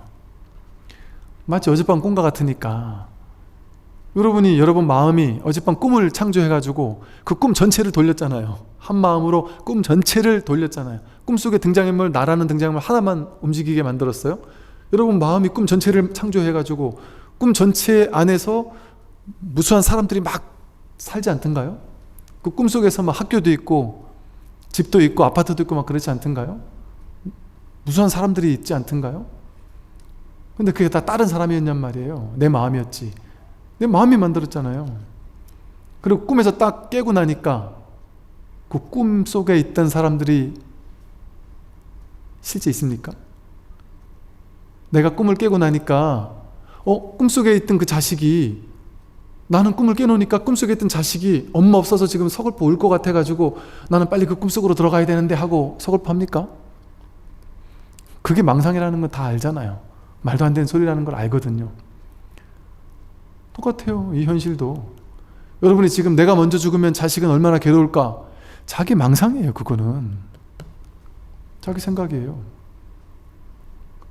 꿈속에서 깨고 보니까 꿈이 다 허망한 망상이었잖아요. 현실이 망상이라니까요. 현실이 여몽 한포영이라니까요. 꿈과도 같고 환영과 같고. 그러니까 이거 금강경 말씀이라니까요. 여몽 한포영 여로 영여전 응장여시관 이와 같이 관해라 이러잖아요. 모두 꿈과도 같다고. 일체유의법은 이 세상 전체는 이 소리예요. 일체유의법은 여몽한포영이다. 꿈과 같다 이 소리잖아요. 이렇게 관해라. 이렇게 보는 것이 부처의 안목으로 보는 것이다. 그 말이잖아요. 금강경의 가르침이. 이게 꿈이라니까요. 지금 현실이. 내가 사는 게 아니라 꿈 전체를 창조한 게 내 마음 하나잖아요. 우주 삼라만상 저 안드로메다 별까지 다 여러분 마음 하나가 창조했다니까요. 여러분 뭐만 하면 되겠어요? 꿈만 깨면 되는 거예요. 그런데 꿈과 다른 점 하나는 꿈에서 깨면 거기서 빠져나오지만 이 현실이라는 꿈은 꿈에서 깨고 나서 마음은 꿈에서 깼는데 현실은 그냥 꿈을 사는 거예요. 가지고 놀면서, 삶을 가지고 놀면서, 현실을 가지고 놀면서 산다. 재밌게 박진감 넘치게 게임 캐릭터 본연의 역할을 다 하면서 깨달아도 울고 웃어요. 여러분 놀이에 박진감이 없으면 그게 놀이가 돼요? 영화가 기승전결이 없고 막 핍박당하다가 살아나야 그게 영화의 즐거움이 있잖아요. 재미가 있잖아요. 영화가 맨날 주인공이 승승장구만 하면 그 영화가 재밌습니까? 재미없어요. 막 우여곡절을 겪으면서 막 괴로워하다가 나중에 이 나쁜 놈들을 다 탁 이긴 그게 재밌는 스토리잖아요. 그러니까 우리 인생이 마냥 즐겁기만 한 게 아닌 거예요. 마냥 즐겁기만 하면 이 게임 캐릭터가 이 현실이라는 놀이에서 배울 게 없습니다. 깨달을 게 없어요. 삶이 너무 진부해지고 너무 재미없어지고 우울증 걸려요. 전부 다. 항상 돈이 충분하고 항상 여러분 돈 충분하고 먹을 거 충분하고 혼자 먹을 거 충분한 곳에서 넓은 아파트 좋은 경치 좋은 아파트에서 혼자 마음껏 평생 살아라 이러면 행복할까요? 아무 할 일 없이 맨날 주는 거 먹으면서 거기 가만히 멍청하게 앉아 있으면서 아무것도 부족한 게 없는데 사람은 죽어요. 살아있음이 죽어요. 스스로 원해요. 박진감 넘치는 인생을 원해요. 스스로 뭔가 내가 힘들어도 거기서 뭔가 배우고 깨닫는 걸 원합니다. 그러니까 여러분들은 이해 안 되겠지만 제가 군에 있을 때 보면 특전사나 막 힘든 부대를 일부러 자처해서 가는 사람들이 젊은 군인들이 많다니까요. 자처해서 가요. 힘들어 죽을 걸 뻔히 알면서 나는 한번 가고 싶다 그래요. 그런데요, 그런 자처해서 그 힘든 부대를 가는 친구들 있잖아요. 그 부대에 가서 제가 교육을 하잖아요. 제가 한번 이런 적이 있었어요.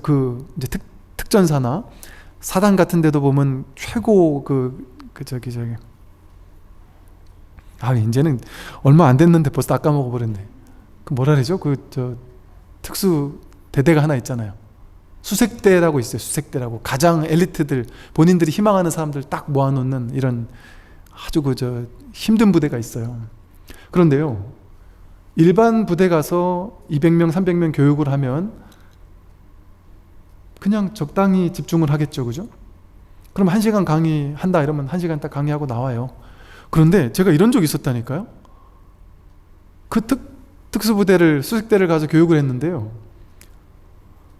와, 그 한 100여 명 되는 장병들이 눈빛이 얼마나 초롱초롱하고 막 얼마나 집중이 막 돼서 제가 막 그냥 거기 하나가 돼버려가지고 내가 이렇게 오래 얘기한 줄 몰랐어요. 전혀 몰랐어요. 상상도 못했어요.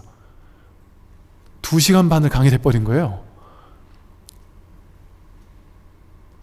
2시간 반 동안 이 친구들이 꼼짝은 안 하고 그냥 있더라니까요. 그러니까 지금 이게 무슨 말이냐면 그렇게 스스로 이 괴로움을 스스로 자처해서 와가지고 이 괴로운 삶을 즐기는 사람들의 자세, 마음 자세는요 완전 달라요. 제가 그 친구들에게 밥 먹어서 하는 말이 그거였어요. 야, 너희들 여러분 스님이 하는 말 잘 들어라. 내가 많은 부대를 다녀봐도 이렇게 이런 부대에 왔을 때는 정말 완전 다른 느낌을 받는다. 어떻게 사람이 이렇게 다를 수 있지 싶을 정도의 다른 느낌을 받는다. 너희들은 너희가 얼마나 대단한지 모를 거다. 스스로 선택해서 괴로움을 선택할 수 있다라는 그 정신은 야, 이거는 정말 놀랍구나 싶다니까요. 그 에너지가 다르다니까요. 대화를 나눠봐도 벌써 내용이 자체가 달라요. 놀라워요. 그게 현실과 똑같단 말이에요. 현실에 자기에게 있는 이 괴로움을 감당하는 사람과 감당 못하겠다고 하고 맨날 울고불고 하면서 나는 괴로움 없었으면 좋겠다, 행복하기만 바란다 이러는 사람과 괴로움이든 즐거움이든 무엇이든 와라, 내가 다 감당할 자신이 있다, 준비가 되어 있다, 이런 사람과는 삶의 질이 완전히 달라요. 의식 수준이 완전히 달라요. 그런데 인간계는 괴로움을 통해 성장하는 이 지구별이란 말이에요. 그러니까 고해바다라고 하죠. 고해가 있어야만 그 바다를 건너갈 수 있고요. 사성제라고, 불교의 핵심은 사성제라 그러잖아요. 사성제 첫 번째가 고성제인 이유는 뭐겠어요? 괴로움이 일어나는 그때가 최고의 순간이에요. 고성제라는 첫 발을 내딛는 순간이에요. 괴로움이 없으면 결코 괴로움의 원인과 괴로움의 원인의 소멸이라는 멸성제에 이를 수가 없습니다. 괴로움이 축복이에요. 괴롭지 않은 사람은 좀 불쌍한 사람이에요. 좀 측은한 사람이에요. 왜? 성장을 못하니까. 그런데 다행스럽게도 모든 사람은 저마다 자기마다의 괴로움이 다 있어요. 얼마나 고마운 일입니까? 우리 생각에는 나만 괴롭고 저 사람들은 다 잘 사는 것 같은데 그건 다 자기 분별이에요. 저 사람도 다 말 못할 괴로움들이 있어요. 여러분들 SNS 하다 보면 SNS에는 다 화려한 사람들만 있는 것 같잖아요. SNS에 자기의 화려한 모습을 막 갖다가 올리는 사람들은, 그 사람들 보면서 우리는 열등감을 느끼는데 사실은 그 반대일 확률이 높을 수도 있어요. 아닐 수도 있지만 왜 그렇게 자기를 SNS에서 자꾸 치장하겠어요? 뭔가 공허함을 달래기 위해서 치장하거나 아니면 좀 돈을 좀 벌기 위해 한다든지 이럴 수도 있겠지만, 아니면 좀 더 좋은 방법, 좋은 이유로 그럴 수도 있겠지만, 물론 다양한 이유가 있겠지만, 뭔가 자기를 드러내려고 하는 것은, 자신의 치부는 드러내지 않지만 좋은 건 자꾸 드러내려고 하는 것, 그거 가지고 부러워할 필요 없습니다. 여러분도 그렇잖아요. SNS에 어차피 올릴 거 내 좋았던 순간 올리지 나빴던 순간 올립니까? 내가 활짝 웃는 거 올리지 못생긴 모습 올립니까? 내가 음식 먹었을 때도 맛있는 음식, 어디 가서 경치 좋은 데서 맛있는 음식 먹은 거 찍어 올리지 집에서 맛대가리 없는 거 김치에 먹는 거 올립니까? 안 올리잖아요. 거기 속을 필요 없단 말이에요. 그건 속는 거예요. SNS 같은 거에 속을 필요 없단 말이에요. 그거는 자기의 가장 찬란했던 순간을 담는 거예요. 거짓으로. 근데 사진이라는 것은, 상이라는 것은 항상 부풀려져 있어요. 왜? 범수 의상은 계시 허망이기 때문에. 모양은 다 허망해요. 그럼 거기 속을 필요 없습니다. 남들에게 속을 필요 없으니까 남들과 나를 비교할 필요가 없습니다. 그냥 내가 살고 있는 나의 인생, 내가 지금 처해 있는 이 인생, 그것이 아무리 괴로울지라도, 괴로우면 괴로운 대로, 행복하면 행복한 대로, 넉넉하면 넉넉한 대로, 부족하면 부족한 대로 최선을 다해서 무엇이든 노력은 하지만 되면 좋고 안 되면 말고, 난 노는 거다. 놀기 위해 돈 번다. 놀이하면서 돈 버는 건 좋단 말이에요. 놀이하듯이 돈 벌면 더 잘 벌리고, 놀이하듯이 일하고,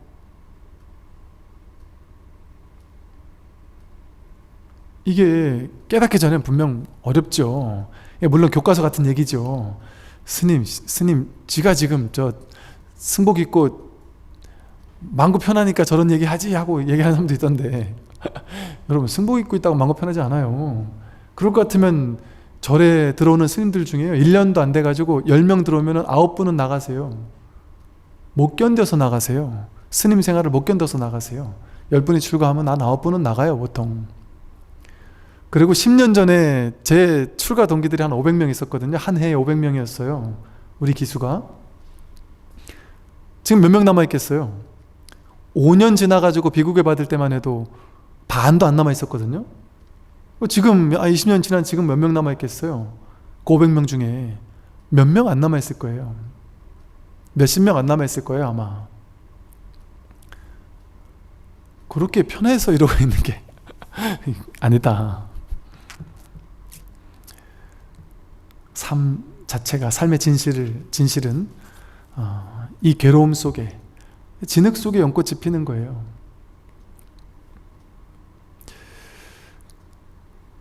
마치 나무를 비벼서 불을 얻는 것과 같이 진흙에서도 붉은 연꽃은 반드시 피어난다 이러잖아요. 나무에는 불이 없잖아요. 근데 나무를 비비면 불이 나잖아요. 여러분에게는 꼭 부처가 없는 것 같아요. 제가 생활 속에서는 부처가 없는 것 같아요. 출가해야지만 부처가 있을 것 같지만 아니란 말이에요.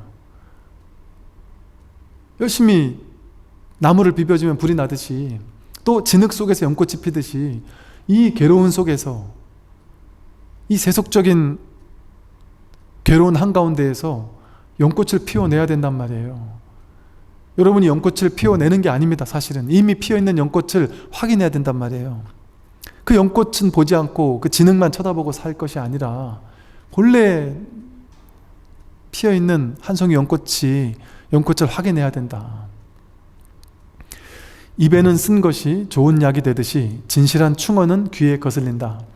이 세속을 살 때, 이 세상을 살 때 우리를 힘들게 하는 게 뭐겠어요? 남들의 말이에요. 말. 남들이 나한테 욕할 때, 힘들게 할 때, 괴롭힐 때, 말로 상처 줄 때, 그때 막 절망하고 괴로워하고 아파하고, 또 비교할 때 망어, 양설, 악구, 이런 다양한 말에 의해서 영향을 받고 괴로워한단 말이죠. 근데 그건 그냥 말일 뿐이에요. 소리파장일 뿐입니다.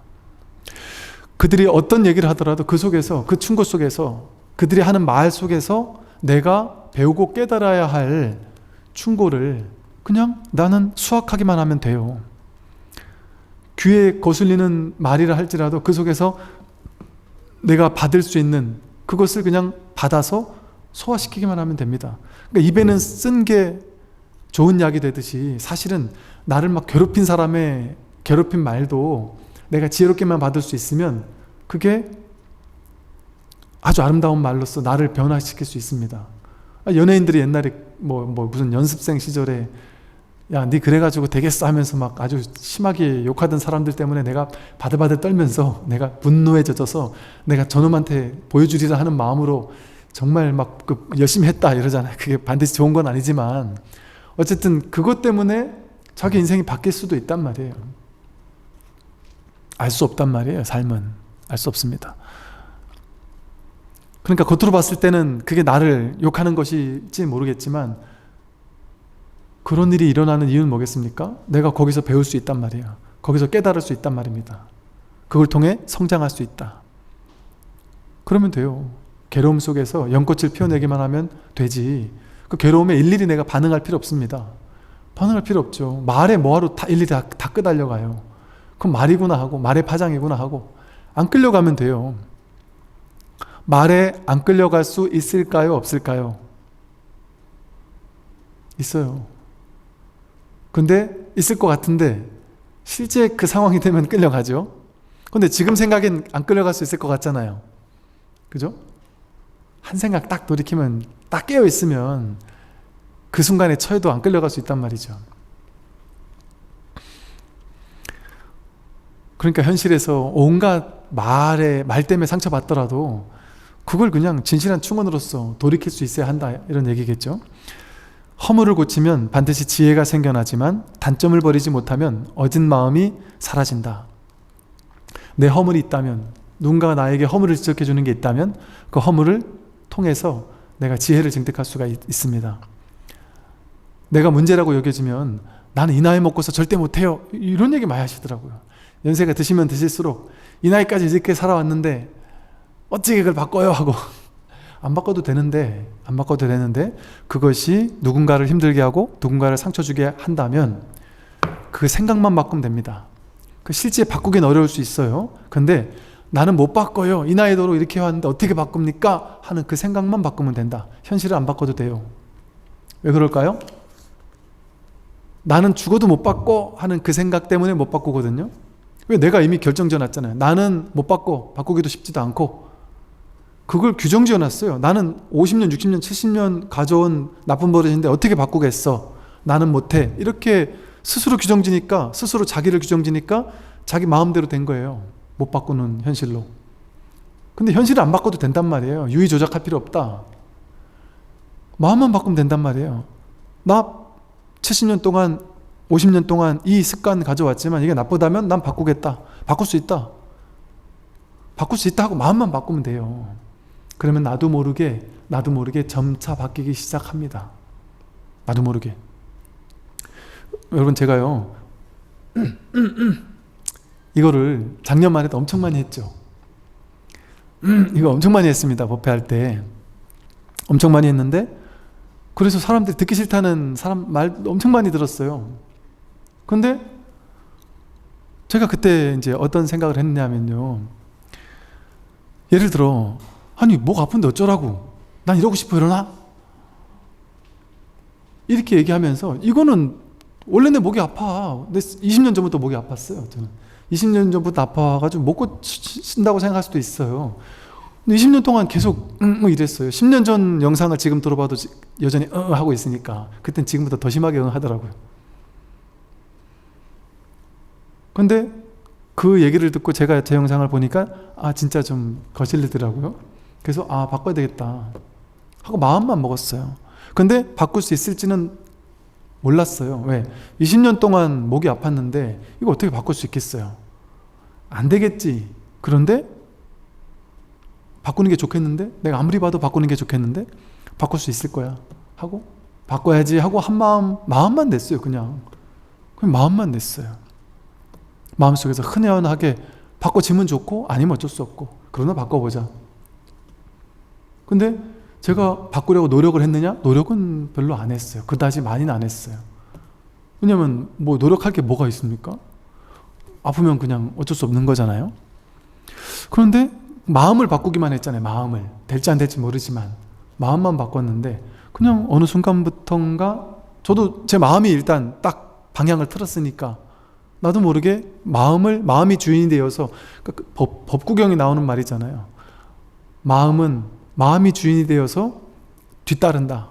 현실은 뒤따른다 이러거든요. 마음이 삶의 주인이다 이런단 말이에요. 그래서 마음을 바꾸면 나머지는 뒤따른다. 현실은 뒤따라가 갈 수 있어요. 그래서 안 된다는 생각을 먼저 가지면 그게 안 되겠지만, 그걸 억지로 바꾸려고 하면 힘들잖아요. 바꾸려고 하지 마라. 그건 유의 조작이니까. 안 되는 거 바꾸려고 한다고 바꿔집니까? 안 되죠. 그러니까 바꾸지 않아도 좋다. 그런데 나는 바꾸려고 마음은 내겠다. 그것만 해도 바꿀 수 있는 첫 단추를 끼는 거예요. 제가 아는 많은 분들은 50년, 60년, 70년 가져왔던 고질적인 습관 바꾸셨다니까요. 어떤 거사님이, 보살님을 그렇게 괴롭히던 거사님이 60세 되실 때까지 한 40년 괴롭히셨겠네요. 40년을 보살님을 그렇게 괴롭혀서 그 보살님은 나는 진짜 황혼 이혼해야지 하고, 이 나이 돼서라도 내가 이혼해야지, 계속 그 생각만 하고 사셨다는 거예요. 근데 남편이 이혼 안 해줘가지고 막 괴로워 죽겠었다는 거예요. 근데 그 남편이 마음 공부하고 자기 성품을 확인하고 성격이 어떻게 이리 바꿀 수가 있지 싶을 정도로 바뀌어지더라는 거예요. 물론 그 처음에는 확 바뀌어가지고 너무 좋았는데 나중에 시간이 지날수록 다시 조금씩 그런 게 나오면서 그렇게 나는데, 크게 봤을 때는 전면적으로 전환이 되기 시작했다. 그러니까 차차 좋아지고 있다. 옛날에 비해서 훨씬 좋아졌다. 그리고 스스로 노력하는 게 너무 보인다. 그러면서 60년 만에 다시 사랑이 싹 튼다 이런 얘기를 하시더라니까요. 그 어르신께서. 안 되는 게 아닙니다. 내가 안 된다라고 딱 규정 지어놓으니까 안 되는 것이죠. 그래서 허물 고치면 반드시 지혜가 생겨납니다. 지혜가 생겨나고 단점을 버리지 못하면 어진 마음도 사라져요. 저희가 단점이라고 생각했으면 그걸 바꾸겠다는 마음만 먹어도 저절로 바뀔 수가 있다. 늘 일상적으로 사용하여 쓰면서 늘 이익을 얻으니, 보세요. 늘, 이제 이게 정리예요. 늘 일상적으로 사용하여 쓰면서 늘 이익을 얻으니 도를 이루는 것은 재물을 보시한다고 되는 것이 아니다. 이 말이 뭔 말이겠어요? 도는 도는, 마음은, 깨달음은 우리에게 100%다 갖춰져 있다. 그래서 여러분들이 일상적으로 매 순간 이 도를 쓰고 살고 있단 말이에요.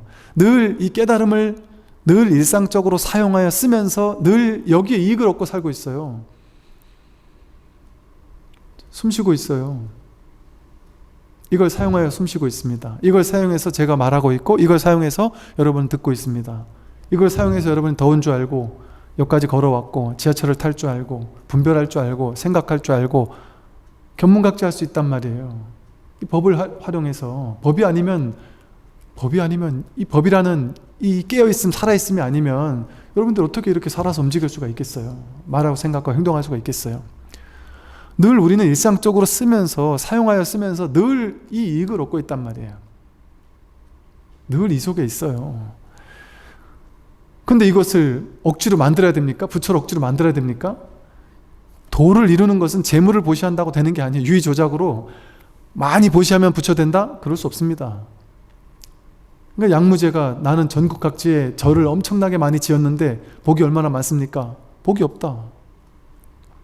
복 짓는다고 부처 되는 게 아니다 말이죠. 거기서 말하는 복덕은 깨달음을 복덕이라 해요. 불교에서는 공덕이라 한단 말이에요. 단순한 복이 아니라 공덕이라 한단 말이에요. 그래서 진짜 깨달음의 공덕은 복 짓는다고 되는 거 아닙니다. 유의조작으로 만드는 게 아니에요. 본래 갖추고 있는 거지. 매 순간 자기가 쓰고 있으면서 도가 뭐지? 한단 말이에요. 도가 뭐지? 하는 그게, 이걸 써서 도가 뭐지? 하고 있으면서 이게 뭐지? 하고 이먹고 하는 그게 도인데, 자기가 자기를 써서 자기를 찾으려고 하는 아이러니를 하고 있단 말이죠. 100% 매 순간 도대체 도가 뭡니까? 할 때 증명되고 있는데 그걸 모르고 있단 말이에요. 그럼 이건 만드는 게 아니에요. 보시한다고 얻는 것도 아니고 수행한다고 얻는 것도 아닙니다. 문득 돌이킴이 필요할 뿐이에요. 회광반조가 필요할 뿐이에요. 깨달음은 다만 자기의 내면의 마음에서 찾을 뿐 어찌 애써서 밖을 향해 현묘함을 구하겠는가? 밖을 향해 구하는 게 아니다. 자기 내면에서 찾는 거지. 자기 내면에 이미 갖춰진 거지. 밖을 향해 구하면 벌써 어긋난단 말이에요. 밖을 향해 구하는 마음 자체가 둘로 나누는 마음이잖아요. 중생심이잖아요. 중생심으로 아무리 찾아봐야 되겠습니까? 밖을 향해서 수행하는 게 밖을 향해 달려가는 거잖아요. 수행이라는 도구를 통해 결과에 이르겠다 하는 거잖아요. 그러니까 수행은 그렇게 하는 게 아니란 말이죠. 수행하되 수행하지 않는 수행이 진짜 수행이란 말이에요. 그걸 중도라고 불러요. 중도, 반야와라밀. 중도는 하라는 게 아니에요. 하되 함이 없이 하는 게 진짜 수행이에요. 그래서 제가 수행하지 말라고 할 때는 진짜 수행하지 말라는 게 아니라, 수행하더라도 수행함이 없이 수행하라는 말을 수행하지 말라고 이름한 거예요. 때로는. 이 법문을 듣고 여기에 의지하여 수행한다면 천당이 바로 눈앞에 있다. 천당이 바로 눈앞에 있죠. 지금 눈앞에 목전에 법이 있어요. 부처가 있어요. 극락세계가 눈앞에 있어요. 열반 해탈이 눈앞에 있단 말이에요. 해능대사께서 거듭 말씀하셨다. 선지식들이여 모두 이 개성에 의지하여 수행해서 자성을 보고 곧장 불도를 이루되 법을 상대로 놓고 대상화하지 마십시오. 법을 찾으려고 하는 마음은 벌써 법을 상대로 놓고 대상화하는 마음이잖아요. 그럼 이 찾는 마음이 법인데 대상화하는 마음을 가지면 벌써 어긋나니까 대중들은 이제 그만 흩어지십시오. 저 또한 조계로 돌아갈 것이니 대중들에게 만약 의심이 생긴다면 찾아와 질문하십시오. 그때 자사와 관료들과 법회에 참석했던 남녀 신도들이 각각 깨달음을 얻어 신수봉행하였다. 믿고 받들어 행하였다 하는 것이죠. 네, 오늘 여기까지 해서 다음 시간에 이제 다음 부분을 하도록 하겠습니다. 오늘 오랜 시간 들으신다고 수고 많으셨습니다. 우리 보니까 유튜브에서 지금 듣고 계시는, 아마도 실시간으로 하고 있으니까 실시간으로 막 채팅창에서 막 이렇게 함께 하던 몇 분이나 계신지 모르겠지만 함께 하던 많은 분들 이렇게 1시간 반 동안 오랜 시간 함께 해주셔서 감사드리고, 이렇게 우리 여기 안에는 몇 명 안 계시지만 이렇게 또 많은 분들이 함께 하니까 또 나름의 의미가 있는 것 같습니다. 예, 모두들 행복한 하루 되시기 바랍니다. 예, 승부하십시오.